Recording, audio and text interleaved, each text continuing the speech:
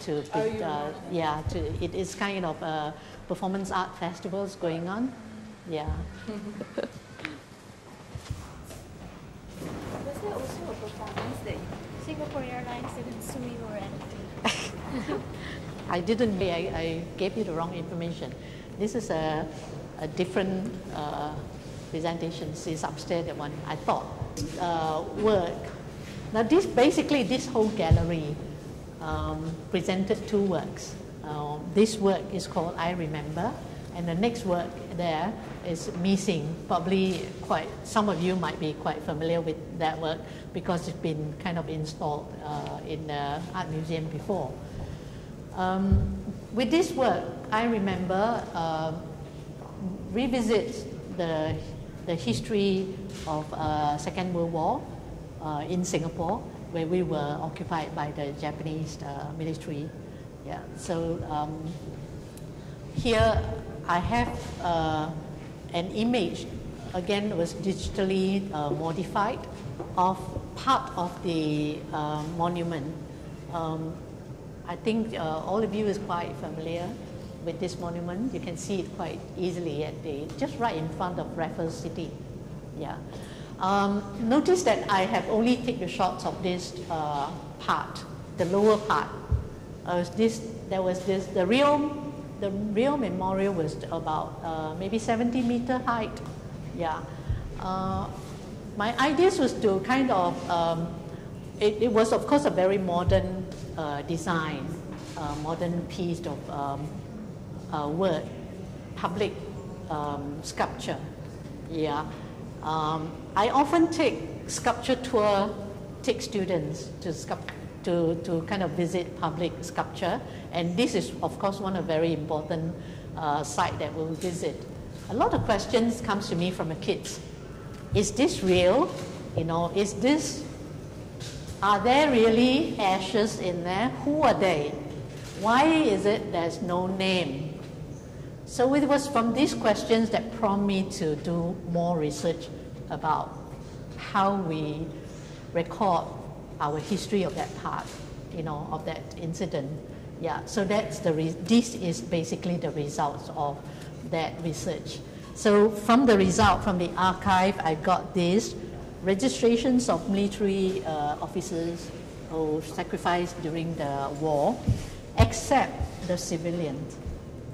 So what I found here was from a book by a researcher, a Chinese researcher who was from Malaysia. And from that book, these names were from there. So they recorded, through their research, they recorded all the civilians who died. Yeah, but not our official register. So that during the exhibitions, when I installed the work, I called the public who remembers their friends or relatives who died and has not been registered, to give me names and you know, to be put up in the installations as a forms of commemorations. Yeah, so some of these names, you see them in English, they were names that's contributed then. Yeah. So of course this is just a portion of it. There were a whole book of them. Yeah. So of course this is only one book, one research, and we still don't know how many has been left out. Yeah. So some of the paper here, you see there's no names, so that is to suggest that there were so many others we do not know. So many others who died we do not know. Yeah, but the ideas of this white paper resemble the plaque that we saw at the tombstone. You know, if you imagine, if you remember Kranji, where we visited, there are rows and rows of that. You know. So in this case, I try to put them up here so that when we get into this commemorating space, we are looking up to them. We are remembering them in this way. So these whole rooms includes also some 20 interviews that I visited with some elderly and asked them to share with me their experience during the war. So this includes also my mom's stories in there, who has actually lost a brother who were taken away by the Japanese and has never come back, and we have no news of him. So if you have time, do come back and listen to some of the stories. There are also performances that I did and documentations of that over there. If you have time, we can look through them also. Yeah. Sorry. Yes. You said that in Karangan, actually all these tombstones are on the floor and even just flat on the floor. Is there a reason why you put it up?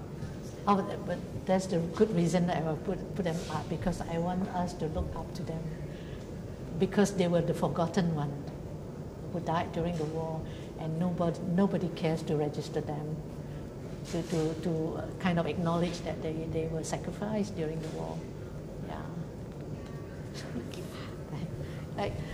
So we go through quite quickly with missing.